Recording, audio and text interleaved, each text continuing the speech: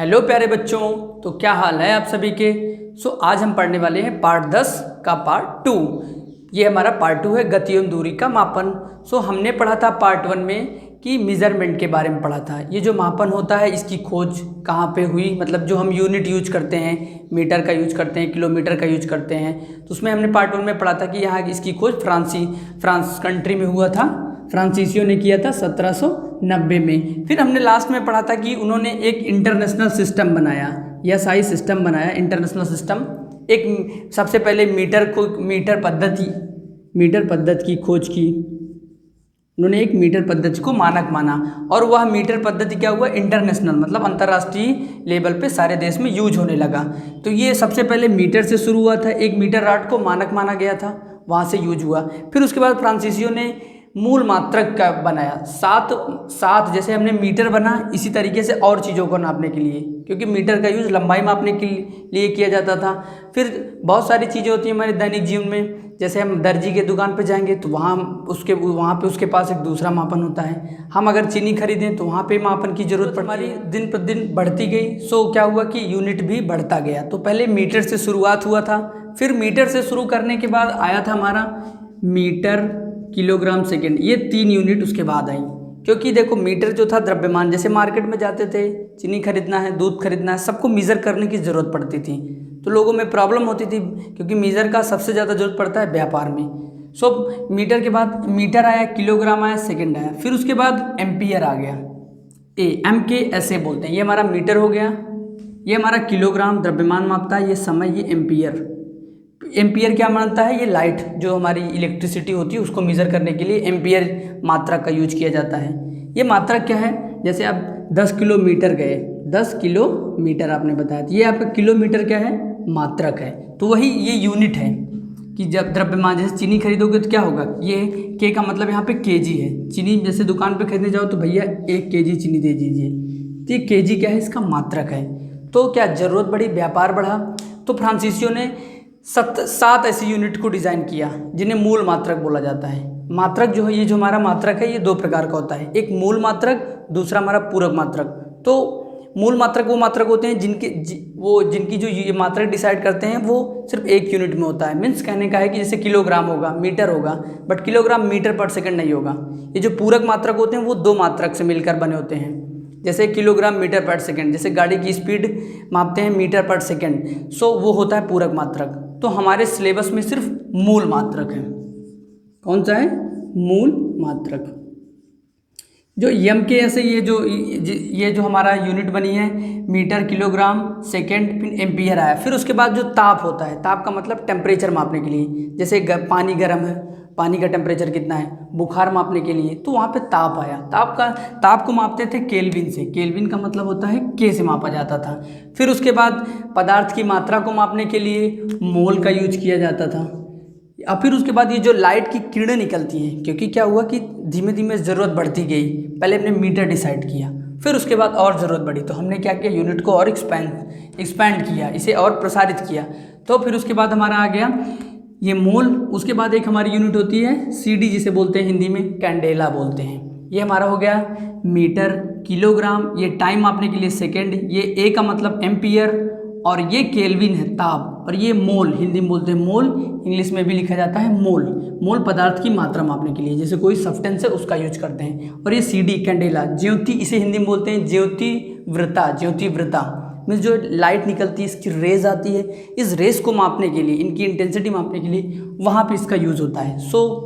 जो हम daily life में ज़्यादा यूज करते हैं वो हमारा मीटर होता है, किलोग्राम, और ये हमारा सेकेंड, और ये एम्पियर, और ये हमारा केल्विन। अब हम देखते हैं मीटर का यूज हम कहाँ, ये जो हमारा ये जो मात्रक हैं, ये 7 मात्रक हमारे मूल मात्रक कितने होते हैं हमारे, 7। पहला हमारा मीटर हो गया, किलोग्राम, सेकेंड, एम्पियर, केल्विन, मोल, ये हमारा कैंडेला, ये 7 मूल मात्रक हैं। पूरक मात्रक भी हैं, बट हमारे वो सिलेबस में अभी नहीं है। जब हम नेक्स्ट 7 में पहुंचेंगे तो हमें पूरक मात्रक भी मिलेगा। तो मूल मात्रक जो होते हैं वो किसी पर डिपेंड नहीं होते, उनकी अपनी यूनिट होती है।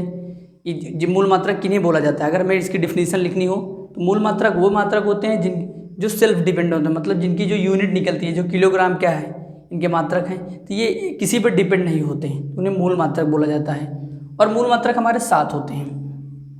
ये 7 मूल मात्रक हम समझ लिए। अब इन 7 मूल मात्रक का हमारे दैनिक जीवन में यूज किसका किसका है? सबसे ज़्यादा यूज हमारा इसका होता है मीटर का, किलोग्राम का, सेकंड का, एम्पियर का और केल्विन का। मीटर का यूज कहाँ होता है? जैसे हम अपने क्या है, अपने घर से निकल के, ये हमारा क्या है, घर का पॉइंट है, ये दूसरा हमारा मार्केट है, ये हमारा घर और ये हमारा क्या हुआ, बाज़ार। मैक्सिमम हम मीटर का यूज करते हैं दूरी मापने के लिए। जैसे हमारे घर से बाज़ार, हम घर से अपने कहाँ गए बाज़ार, ये कितना है, आधा किलोमीटर, तो हमने क्या बोलते हैं आधा किलोमीटर को 500 मीटर, तो ये क्या हुआ, मीटर का यूज किए। और जो बड़ी डिस्टेंस होती है, सपोज दैट आप अपने घर से निकले, घर से निकलकर हम चले गए, हमारा घर कहाँ पे है, मान लीजिए हमारा घर स्टेशन से हम निकले और हम चले गए 400, मतलब बहुत दूर ट्रेन पकड़ के हम दिल्ली पहुँच गए। वहाँ पे हमारे घर से दिल्ली पड़ती है 400 किलोमीटर। तब ये क्या हुआ, ये मीटर से मतलब बड़ी डिस्टेंस आ गई, तो वहाँ पे इसका यूज होता था। तो ये जो मीटर है, फिर क्या हुआ यहाँ पे किलोमीटर, ये जो मीटर किलोमीटर इनका यूज किया जाता है दूरियों को मापने के लिए। ये किलोग्राम जो है इसका यूज कहाँ होता है हम ये देखेंगे। हमने समझा अभी मीटर और किलोमीटर। मीटर जो यूनिट है छोटी होती है, उससे छोटी सेंटीमीटर, मिलीमीटर, मीटर से बड़ी किलोमीटर। किलोमीटर का यूज इन सब का मीटर, मिलीमीटर, किलोमीटर लंबाई मापने के लिए या दूरी मापने के लिए करते हैं। दूरी किन्हें कहा जाता है, एक बात ध्यान रखिएगा, जैसे हमने पॉइंट बनाया, दो बिंदुओं के बीच जो गैप होता है उसे दूरी बोला जाता है। तो जैसे आपके घर और आपके स्कूल का जो गैप है वो क्या है, दूरी कहलाती है। तो हमने क्या किया, एक घर से बाजार गए थे तो कुछ दूरी तय की, इन्हें क्या बोला जाता है, दूरी। तो समझ गए ना आप कि ये मीटर का यूज कहाँ होता है और किलोमीटर का। तो दूरी भी जानते रहिए, क्योंकि दूरी जानना बहुत ज़रूरी है, तभी आप इस यूनिट का यूज कर पाएंगे। दूसरा हमारे दैनिक जीवन में क्या है, किलोग्राम। किलोग्राम का यूज, जैसे हम मार्केट में जाते हैं, चीनी लेते हैं, वहाँ पे किलोग्राम का यूज होता है। हमने कहा भैया मार्केट में गए 1 kg चीनी दे दीजिए, आधा किलो चीनी दे दीजिए, तो हम मांगते हैं, वैसे मार्केट में क्या करते हैं 1 kg चीनी। ये जब हम आधा कहते हैं 1/2 kg। अब ये क्या है, किलोग्राम द्रव्यमान को मापता तो है, बट किलोग्राम से भी छोटी यूनिट होती है। जब हम बोलते हैं आधा किलो चीनी दे दीजिए या आधा kg दे दीजिए, तो किस में आता है, एक बात याद रखिएगा यहाँ पे, तो 1 kg बराबर क्या होता है, 1000 ग्राम। ये ग्राम क्या होता है, ग्राम किलोग्राम से छोटा होता है। जब हम किलोग्राम से कोई छोटी चीज़ खरीदते हैं, उसे किस में मापते हैं, किलोग्राम से छोटी चीज़ को ग्राम में मापते हैं। जैसे हमने कोई चीज़ लिया आधा kg का है, तो उसे बोलेंगे 500 ग्राम। 1 किलो में कितने ग्राम होते हैं, 1000 ग्राम। जब 1000 को हम आधा करेंगे तो हमारा क्या होगा, 500 ग्राम। ये बेसिक यूनिट्स हैं जिनका ये होता क्या होता है, 500 ग्राम आधा किलोग्राम के बराबर होता है।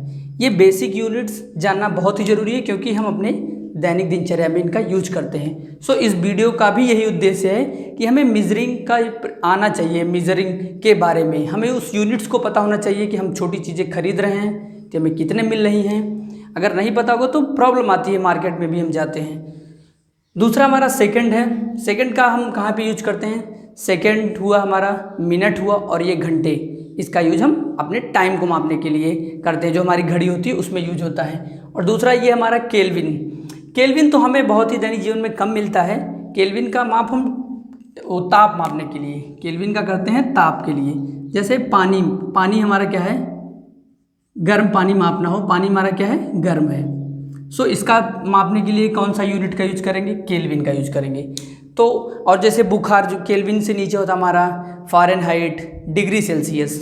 अब यहाँ पे एक बड़ा इंपॉर्टेंट आप पॉइंट आ गया है, ये हमारा क्या है, फ़ारेनहाइट, और फ़ारेनहाइट के यहाँ ऊपर से बिंदी रख के लिखते हैं हम, फ़ारेनहाइट, और हमारा क्या है, degree centigrade, degree Celsius not centigrade. ये फ़ारेनहाइट जो होता है, ये किसका यूज, यहाँ इसका यूज होता है जो हम डॉक्टर के पास जाते हैं बुखार के लिए, उसमें इस यूनिट का, सेल्सियस का और फ़ारेनहाइट का। डॉक्टर बोलता है 98 बुखार है, 98 किस में है, फ़ारेनहाइट में है। और जो सेल्सियस होता है फ़ारेनहाइट से क्या होता है, बड़ा होता है। जैसे आपको बुखार 98 है, तो 90, जैसे बॉडी का टेम्परेचर 98 क्या है, फ़ारेनहाइट में आएगा, वही सेल्सियस में अगर आएगा तो वो 37 में होता है। स्वस्थ मनुष्य का तापमान क्या होता है, 98.8 डिग्री फ़ारेनहाइट, और वही किस में होता है, सेल्सियस में मापेंगे तो 37 पॉइंट करके होता है, 37 हम उसे लिखते हैं। तो ये जो फ़ारेनहाइट होता है, ये क्या नापता है, ये टेम्परेचर मीन्स ताप मापता है। केल्विन क्या मापता है, ताप। सेल्सियस क्या मापता है, ताप। ये हमारी metre, kilogram, second, ampere, kelvin, ये हमारे दैनिक जीवन में है, इनके बारे में हमें जानना चाहिए। नहीं तो आप डॉक्टर के पास गए बुखार मापने के लिए, तो वहाँ पे क्या होगा, डॉक्टर ने आपको बताया और आपको नहीं पता है, आप उसने बोला 98, तो आप क्या सोचोगे, सेल्सियस। 98 सेल्सियस बुखार हो ही नहीं सकता, क्योंकि वो उसमें इंसान खटाक हो जाएगा वो। तो बुखार क्या होगा, वो किस में आएगा, 98। अगर 98 बोल रहे हैं, नहीं तो डिग्री में क्या होगा, 37। फ़ारेनहाइट, डिग्री को फ़ारेनहाइट में चेंज करने का फार्मूला होता है, वो हमारे भी सिलेबस में नहीं है, मुझे नेक्स्ट क्लास में हमें मिलेगा कि अगर कोई यूनिट जो है, जैसे डॉक्टर ने बोला कि बुखार 102 है फ़ारेनहाइट, अगर आप डिग्री में चाहते हो तो उसका कन्वर्ट, उसको बदलने का फार्मूला होता है। सो ये हमारा क्या था, मेजरिंग था, मापन का था। ये साइज सिस्टम बना, किस देश ने बनाया, फ्रांस। फ्रांस में पेरिस, फ्रांस की कैपिटल है, राजधानी पेरिस, ये जानना बहुत ज़रूरी है। पेरिस में क्या है, उसका मुख्यालय है, वहाँ पे ये जो एक मानक माना गया, जो मीटर रॉड का मानक माना गया, हर चीज़ का एक मानक, जो किलोग्राम का मानक, हर चीज़ का एक मानक बना करके वहाँ पेरिस में मुख्यालय वहाँ पे रखा हुआ है। और भारत में हमारे नई दिल्ली में है भौतिकी की प्रयोगशाला, वहाँ पे जो मानक माना गया है उसका एक प्रोटोटाइप ला करके रखा गया है। समय समय पे इन सब चीज़ों के बारे में चर्चा होती रहती है, साइंटिस्ट लोग डिस्कस करते रहते हैं क्या घट रहा है, क्या बढ़ रहा है। जो भी चेंजेस हो गए हम सीखते रहेंगे, क्योंकि साइंस क्या है, एक क्यूरियोसिटी है। आप भी अपडेट होते रहिए, कौन सी नई यूनिट खोज हो रही है, और हम धीमे धीमे आगे सिलेबस में, अभी इतनी यूनिट नहीं है, अभी हमने क्या पढ़ा, मानक मात्रक के बारे में। जब हम क्लास बढ़ेगी तो हम इस जो हमारा मूल मात्रक होता है, उसके बाद जो नए नए और मात्रक हैं हमारे पूरक मात्रक, उनके बारे में पढ़ेंगे। और बड़ी बड़ी यूनिट होती हैं, जैसे दो ग्रहों के बीच की दूरी कैसे मापी जाती है, उनके लिए भी अलग मात्रक हैं। तो ये क्लास में अपडेट होते रहिए। सो क्यूरियोसिटी बनाए रखिए, और जो भी डाउट हो कमेंट सेक्शन पूछिए हमसे, क्योंकि साइंस कहता है आओ करके सीखें। तो क्वेश्चन भी बनाते रहिए। अगर आपको नोट्स चाहिए तो डिस्क्रिप्शन में टेलीग्राम चैनल का लिंक दिया गया है। वीडियो को लाइक करिए, चैनल को सब्सक्राइब करिए, दोस्तों के साथ शेयर करिए। मिलते हैं अगले वीडियो पे, तब तक के लिए बाय बाय बच्चों।